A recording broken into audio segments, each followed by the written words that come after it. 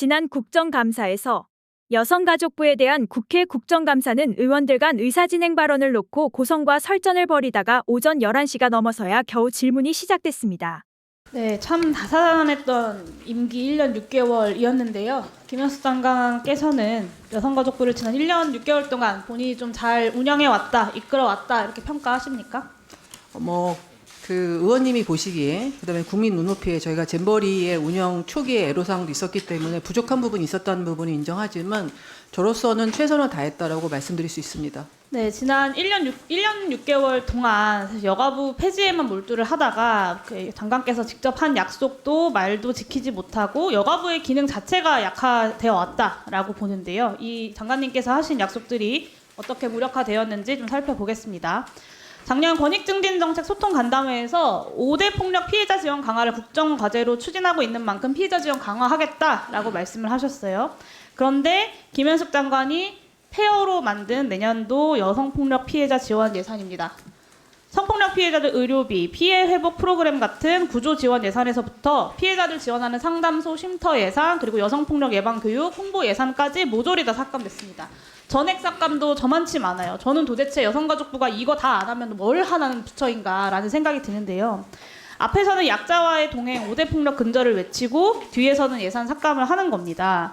여성폭력에 단호하게 맞서 싸우고 피해자들의 존엄을 지키는 게 여가부의 존재 이유 아닙니까, 장관님? 저희는 그렇게 하고 있습니다. 그렇게 예산은 거짓말을 하지 않습니다, 장관님. 네, 그렇게 다 하고 있다라고 당당하게 말씀하실 수 없는 예산을 제출을 하셨고요.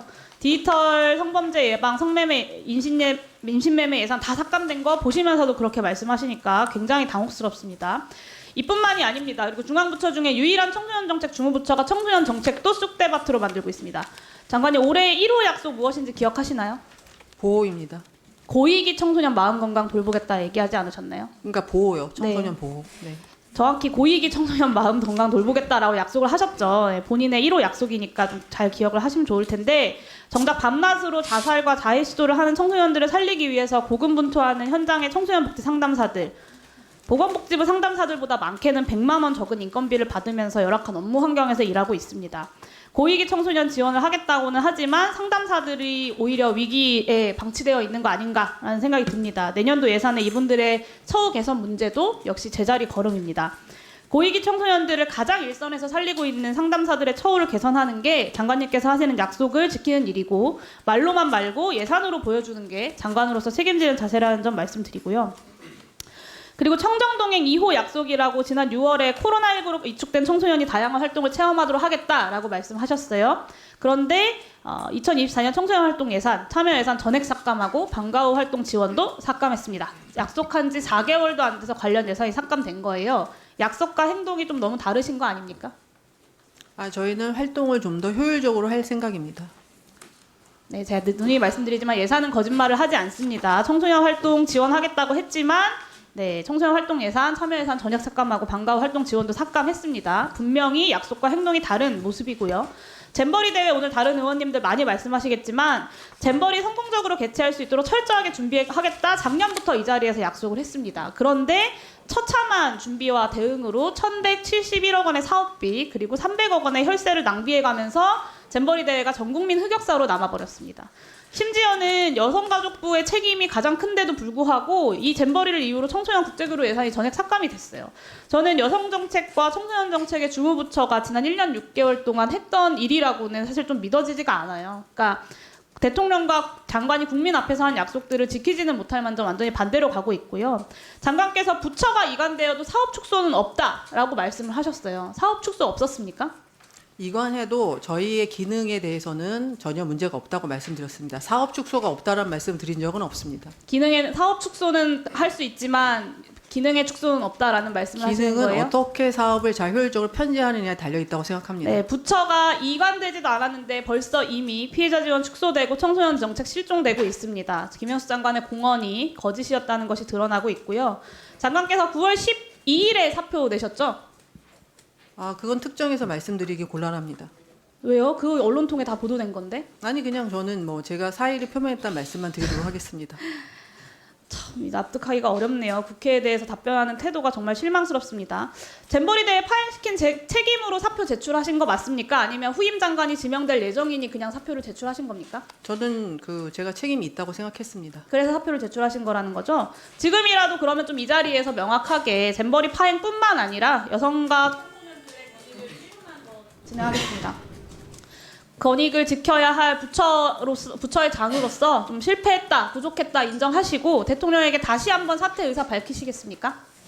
저는 임명권자의 어떤 권한에 대해서 말씀드리기는 어렵고요. 제가 이 자리에 있는 동안은 최선을 다해서 일하겠다는 말씀을 다시 한번 드리겠습니다. 본인의 사의를 표명하시겠냐고 여쭙습니다. 임명권자의 판단은 임명권자의 판단이고요. 본인의 판단을 여쭙는 저는 겁니다. 이미 사의를 표명했고 그 사의에 대해서 어떻게 판단하실지는 임명권자의 권한이고 저는 제가 이 자리에 있는 동안은 최선을 다하겠다는 말씀을 드리겠습니다. 네, 뭐 다시 책임에 대한 사퇴 의사를 표명하겠다 이런 이야기를 하지는 않으셨는데 본인이 사표까지 내셨으면서 어영부영 다시 돌아와서 여성가족부 관련된 그 여성가족부의 예산들 다 이렇게 사업들 다 망가뜨리고 있는데 그냥 직을 유지하면서 월급만 꼬박꼬박 받아가는 장관을 어떤 국민도 저는 용납하지 못할 거라고 생각합니다. 의지도 능력도 없으면 이제는 물러나는 것이 국민에 대한 도리라고 생각합니다. 이상입니다. 네, 수고하셨습니다. 저 좀 위원장님 질문을 많이 하셨는데 저는 답변할 기회가 전혀 없었는데 좀 시간을 주실 수 있겠습니까? 잠깐만 하시죠. 예, 짧게 하시죠. 워낙 이게 질의 시간에 다 네. 포함되는 것이라서 사실 이게 그러니까 길게 드리기는 어렵고요. 짧게 하시죠. 30초 정도 하시죠. 예, 권익 관련된 예산 자, 그러면 지금부터 잠시만 집중해 주시기 바랍니다. 제가 구독자분들을 위해서 깜짝 선물을 하나 준비했는데요. 제가 항상 여러분들께 뭐라고 말씀을 드렸나요? 뉴스만 평소에 잘 챙겨보셔도 돈이 된다, 돈을 벌 수 있다라고 말씀을 드렸는데요. 자, 여러분들, 여기 보시는 이스라엘과 하마스 전쟁 같은 뉴스를 보게 되면 여러분들은 어떤 생각이 드시나요? 그냥 뉴스만 보고 끝내는지 아니면 이 뉴스를 어떻게 이용할 수 있는지 이 부분을 고민하고 계시는지를 되물어보고 싶습니다. 자, 그 이유가 뭐냐면 제가 지난 11월 초에 여러분들께 뭐라고 말씀을 드렸었죠? 지금은 로봇 사업에 관심을 가져야 한다. 뉴스만 보고 그냥 넘기지 마시고 투자 쪽으로 생각을 한번 해보셔야 한다. 라고 말씀을 드렸습니다. 그리고 나서 이런 썸네일들을 뉴스를 통해서 많이 보셨을 텐데요. 이런 로봇 산업이 이슈가 됐을 때 부자들은 어떻게 생각한다? 로봇 관련주는 뭐가 있는지, 어떤 종목이 가장 좋은지, 어디에 투자해야 돈이 몰리는지를 자연스럽게 생각한다고 제가 말씀을 드렸죠. 그 이유가 뭐냐면 부자들이 봤을 때는 이슈가 곧 돈으로 이어지고 그 이슈가 나에게 돈을 벌어준다는 경험적 확신이 있기 때문에 부자들은 항상 이런 사회적 이슈를 관심 있게 챙겨본다. 이렇게 제가 말씀을 드렸는데요. 이번에도 마찬가지입니다. 제가 지난번에 시청자분들과 함께하는 주식으로 수익 내기 이벤트를 진행했었는데요. 당연히 100% 무료로 진행을 했고, 자, 여기 보시면 아시겠지만 제가 지난번에도 저한테 구독이라고 문자 남겨주신 모든 시청자분들께 이렇게 로봇 관련주 중에 가장 급등할 확률이 높은 한 종목, 많은 종목이 아니라 딱 두산 로보틱스 한 종목을 여러분들에게 추천드렸어요. 그러면서 여기 나와 있는 대로 정확히 얼마에 매수해야 하는지 그리고 수익률이 어느 정도 나왔을 때 팔아야 하는지 이런 부분들까지 여러분들에게 정확히 알려드렸었는데 자, 지금 실제로 어떻게 되었나요? 오른쪽을 보시면 아시겠지만 제가 11월 초에 문자로 이 두산 로보틱스를 소개해드리고 나서 실제로 한 달도 지나지 않아서 이렇게 주가가 2배 이상 급등이 나와주었고 그래서 당시에도 굉장히 많은 분들이 제가 드린 이 종목으로 수익을 내실 수가 있었을 텐데요. 다시 한번 축하드린다고 말씀을 드리겠고 자, 이번에도 마찬가지입니다. 최근에 이슈되고 있는 게 이 하마스와 이스라엘 전쟁이기 때문에 우리가 어떻게 생각해 볼 수 있다? 전쟁이 계속해서 심화되면 피해가 커지기 때문에 전쟁에 필요한 물자나 의료 지원 물품들이 반드시 필요할 수밖에 없다. 그럼 그중에서 전쟁을 실제로 해본 경험이 있고 의료 수준이 높은 우리나라 기업들 중에 한 곳이 가장 크게 부각받을 수밖에 없다. 그래서 우리는 당연히 우리가 이쪽으로 생각해야 된다는 겁니다. 자, 그렇기 때문에 제가 이번에도 뭘 보내드린다. 지난번과 똑같이 구독이라고 저에게 문자를 보내주시면 제가 물자 지원 관련주 중에 앞으로 대장주 역할을 하면서 주가가 가장 크게 급등할 한 종목을 구독자분들에게 문자로 종목명과 사고 파는 시점을 모두 알려드릴 거예요. 그래서 여러분들이 주식으로 돈 버는 연습을 한번 해보시라고 이렇게 말씀을 드리고, 혹시라도 나는 주식을 하지 않는다 하시는 분들은 주변에 주식하시는 분들에게 추천을 해주셔도 되고, 아니면 연세가 있으셔서 투자가 어려우신 분들은 이 종목을 가지고 자녀분들에게 한번 사봐라, 이걸로 한번 수익을 내봐라, 이렇게 조언을 해주실 수도 있는 거겠죠?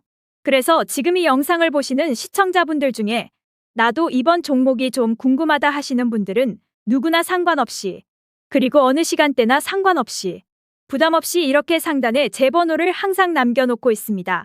제 번호 010-2068-6834번호로 저에게 이런 식으로 지난번처럼 구독이라고 문자 보내주시면 제가 이번에도 똑같이 무료 추천 급등주 문자를 보내드리겠습니다. 이해되시죠? 그래서 제 번호 010-2068-6834번으로 구독이라고 보내주시면 여러분들이 직접 이슈를 통해서 돈 버는 연습을 해보실 수가 있는 거고, 제가 돈을 받는 것도 아니고 투자를 대신해드리는 것도 아니니까 부담 없이 신청해 주시면 되는 겁니다. 그리고 수익이 나면 저는 다른 것은 바라지 않습니다. 제 채널의 구독과 좋아요 한 번씩만 눌러주시면 됩니다라고 이렇게 다시 한번 말씀을 드리겠습니다.